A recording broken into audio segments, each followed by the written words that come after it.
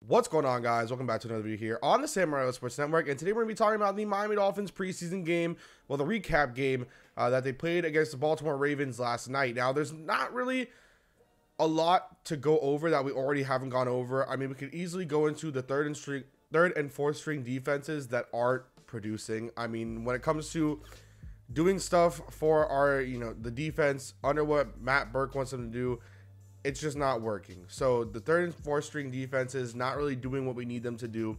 We already know that. The backup QB situation, it seems like Fales is miles ahead of Brock Osweiler. I guess you could talk about the first team offense, but they finally were able to string up a good, couple drives. They had two good drives, and we really go over that. So there's just, a couple things that I want to go over that obviously we've seen and we've gone over before. And of course, as Dolphins fans, you've seen it when you watch the games, you completely understand it.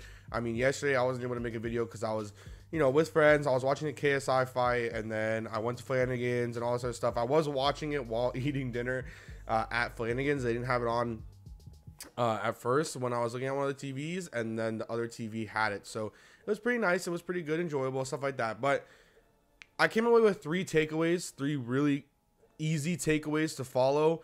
The first one being the linebacker situation. It's awful. The linebacker situation is awful. The second one, although I did say we've talked about it before, is the backup quarterback situation. And the third comes to the defensive line and their production. So the first one I want to talk about is the Miami Dolphins linebacker situation, as I stated. So it's not in the greatest form, and it's not where we really want it to be. The Miami Dolphins linebacker core, although we like what we see out of Raekwon McMillan, Jerome Baker, there's not really a lot left. It seems like it's a very weak linebacker core so far, and we haven't really seen what we wanted to see out of them. I mean, Kiko Alonso doesn't look great. And besides that, you have no other options. Like, Quinton Poling is not going to be a big part of the team this year, at least as we expect. Chase Allen, is not also probably going to be a big part of this year. In terms of first team reps. And then also you have the fact that Mike Cole is also injured. So you don't have a lot of things to work with for the Miami Dolphins. You don't have everything in your arsenal to work with. You have two, agile linebackers. And of course we do have Stephon Anthony, but he hasn't really been doing his greatest either. So you come to think of, should they have traded for a linebacker in the offseason? Should they have just gone with their gut? We'll have to see what happens on cut day, what linebackers get cut veteran wise, so that we could see what they bring in. But it would be really interesting because, in my honest opinion, the Dolphins should bring in some linebackers or at least a veteran linebacker, one to help with these this linebacker core.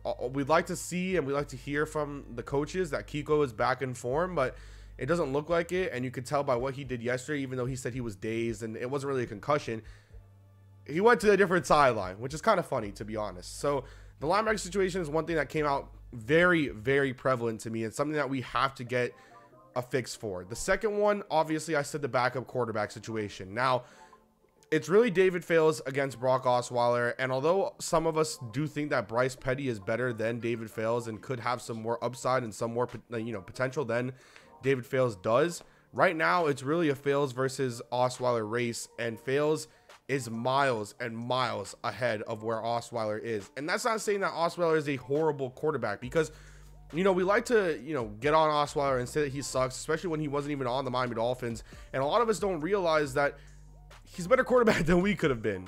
And then we also realize that he's not the best fit for the Miami Dolphins. There's times where you're looking at Osweiler and you're thinking to yourself, with all your experience, with your veteran, being a starter, going against hard defenses, playing against the New England Patriots, knowing those scheme fits and all this other stuff, it mind boggles you on how he doesn't understand certain things and can't comprehend it and put it into actual gameplay. And even when it comes, we say that David Fales is miles ahead of him, but Fales doesn't look great either. He just looks better than Brock Osweiler. Right now, the backup quarterback situation is horrible, and I've seen people suggest Joshua Dobbs if he gets cut from the Pittsburgh Steelers, somebody from Dolphins Talk, might I add. And then I've also seen people suggesting to try to trade for Teddy Bridgewater, give a king's ransom to the Jets because they won't let him go to a division rival. But think about it. Honestly, take a second to think about it. Let's say that they can't find a trade partner for Teddy Bridgewater. Then maybe you get him. if you're trading for him and you're going to give up a king's ransom for Teddy Bridgewater, his injury, like I said in the Rich Eisen video, is that it was way worse than Ryan Tannehill, to the point where they thought that Teddy Bridgewater would never be able to play football again. They thought that Teddy Bridgewater was done. They thought there was no chance that he would ever be able to come back and play football. He was done and dusted. And granted, he came back and it's just a preseason and you could give up a king's ransom and then all of a sudden this guy is not what you expect him to be.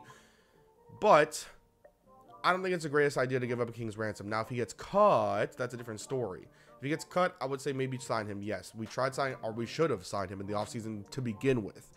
And then the third and final situation that I came away with and kind of something that's actually a positive for the Miami Dolphins, the defensive line is good. Besides Akeem Spence, they've been showing a lot of production and it's been really nice. The defensive tackles have been showing great production. And when it comes to our edge rushers, Charles Harris has still been, you know, coming off the line well. Hasn't been able to get into the sack column like a lot of people have wanted him to, but I still think that he's going to be very good and very productive this year. Robert Quinn being moved back to his original position as a defensive end, hair on my microphone, has come back and he looks great. Once again, this is only the preseason, but he looks fantastic. And there's a lot of Dolphins fans who believe that Cameron Wake and, you know, Robert Quinn, the quota was maybe 20 sacks between them this season, probably a 10-10 or 15-5, something like that. A lot of Dolphins fans think that that can be surpassed. And if we can see this production week 1, I think the same thing. I think it's very possible that as a collective unit, Robert Quinn and Cameron Wake they can surpass 20 sacks. They could probably kill 20 sacks. So that'll be super interesting to watch. But they're good. The defensive line is good. Now we can talk about the corners as well, but I'm going to leave that for another video to talk about them. But besides that, let me know what you guys think about, you know, my 3 topics. What 3 things did you take away from the Miami Dolphins game last night against the Baltimore Ravens? Obviously, we're going to talk about the Lamar Jackson situation on another day, getting killed by Lamar Jackson right now. But yeah, let me know what you guys think about that in the comments down below. Make sure you guys go check out Dolphins Talk. I did remember to put it into the description. It's now going to be in my default descriptions because every time I upload, I have default tags. I have default descriptions. I just add a couple tags and that's it. So it just goes out. So yeah, make sure you guys go check them out. I will see you guys next time. And as always, peace.